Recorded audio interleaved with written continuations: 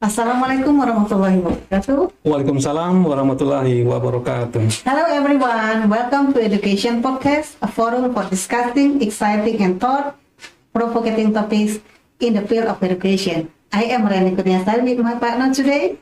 I am Hariswan Putera Jaya. Today we are talking about something uniquely impactful, ethnopedagogy in English teaching in Indonesia. This approach merges local culture with educations, creating a rich, meaningful experience. Okay, ethnopedagogy. It is a fascinating topic, Pak Hariswan. Indonesia, with its extraordinary cultural diversity, has so much to offer when it comes to applying this method. So, let's break down, Pak Hariswan. What exactly is ethnopedagogy? Well, ethnopedagogy is the practice of integrating local cultural knowledge, traditions, and values into teaching methods. For English teaching in Indonesia, this could mean using traditional stories, proverbs, or even local crafts to teach language skills. For instance, a lesson on narrative writing might include telling the story of Malin Kundang, a very popular folktale in Indonesia. Okay, that's such a great way to make learning more relatable. Instead of generic and also out of context materials, Pak. Students can connect their learning and into their heritage. But Pak Hariswan, why do you think ethnopedagogy is a particularly important in Indonesia? Well, right now, Indonesia is home to over 1,300 ethnic groups, Very much. each with its own unique traditions and languages. The education system often relies on Western-oriented materials, Okay. which might not resonate with students.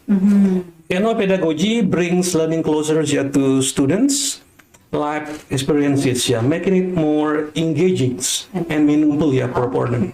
That makes a lot of sense. I read about teachers in Bali.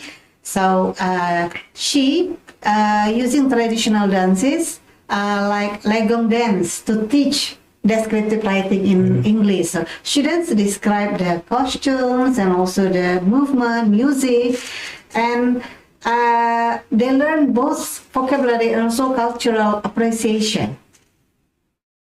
That's a fantastic example. Another one comes from South Sumatra, Okay. where teachers use, dul muluk, a traditional storytelling art, to teach dialogue, speaking skills, in English. It encourages creativity and builds confidence in students. Okay, dulu is very popular in Palembang in South Sumatra, and I love how these examples of versatility of ethnopedagogy. But let's talk about the benefit. What makes this approach stand out, Pak Hariswan? One key benefit is cultural preservation. In a globalized world, students often feel pressure to adopt foreign cultures at the expense of their own. Ethnopedagogy reinforces cultural pride and identity while teaching global skills like English proficiency. Okay, it seems also to boost students' engagement. When learning with their feeling personal and relevant, students will feel naturally more motivated. Absolutely correct. Plus, studies show that integrating culture into lessons enhances comprehensions and retentions. For example, a lesson on food vocabulary becomes much more memorable when students are discussing food like pempek, rendang, tekwan, instead of generic terms like pizza or hamburger. Yeah, that's true. But what about the challenges? Are there any hurdles teachers face when implementing ethnopedagogy in their teaching? Oh, definitely. One big challenge is the lack of ready-made teaching materials. That incorporate local cultures. Most textbooks focus on Western contexts, So teachers often have, to create materials from scratch, from the beginning. Yeah, that sounds tough, yeah. But another challenging that might be students' attitude. Some might think that local culture is a modern, yeah, usually. So we need to have the relevant for the learning English. That's a common misconception, yeah, I think. Okay. Yeah, because teacher needs to frame ethnopedagogy as a way to connect the local with the global.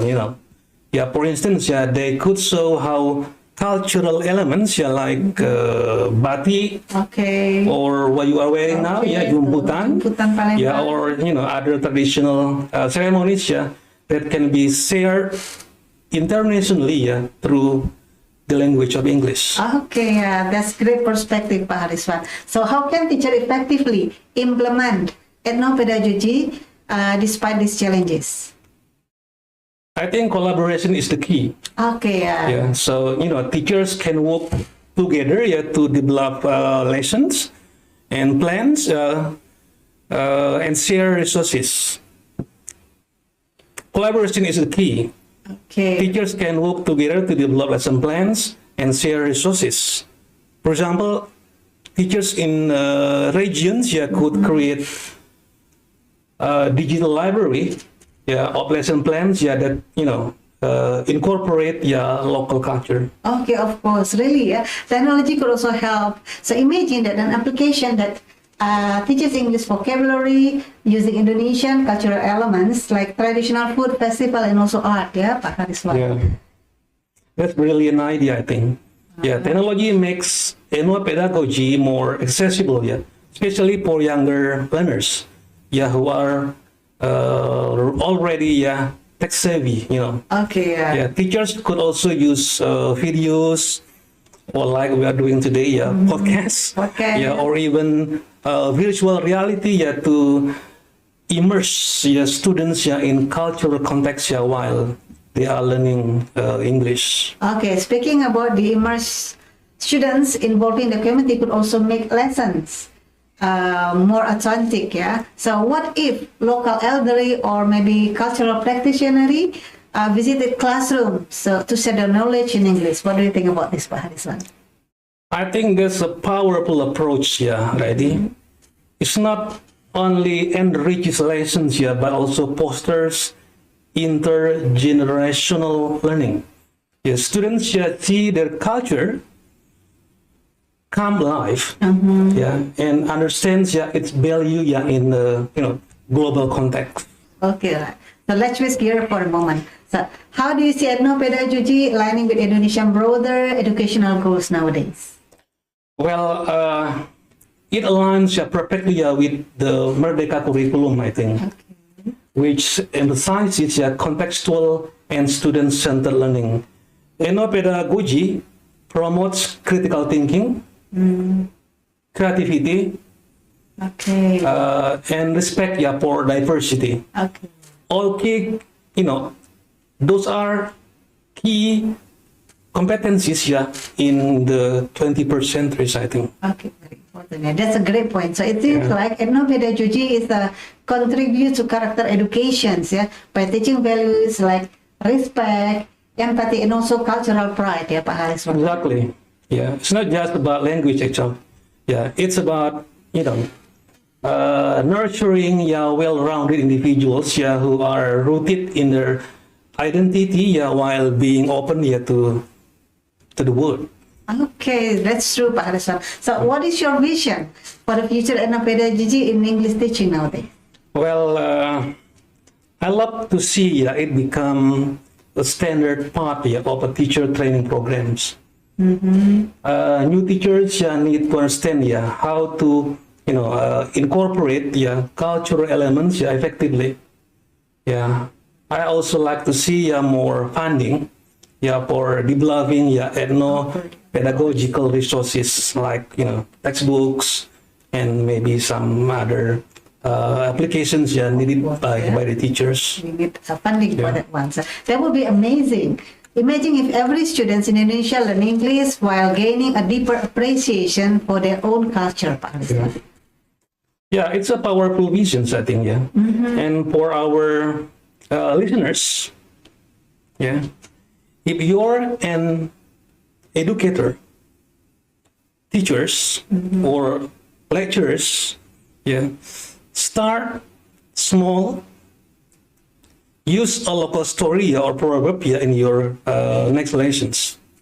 Yeah, these little steps can make a big difference. You can try it. Okay, that's very good from Pak Hariswan. And the statement. This has been such insightful discussion, Pak Hariswan. Thank you, Renny. Okay. And thanks to our listeners for watching this Learning this podcast. And don't forget to subscribe Education Podcast today. Share your thoughts and also our topics today. Let's know how we are using ethnopedagogy in our classroom. So see you again next meeting. Bye-bye. Okay, And take care. Take care. See you. When your smile will light my way, bringing joy to every day. Can't wait to see you again. Hold you close, my dearest friend. Our hearts will beat as one so true. Counting down the days till I'm with you.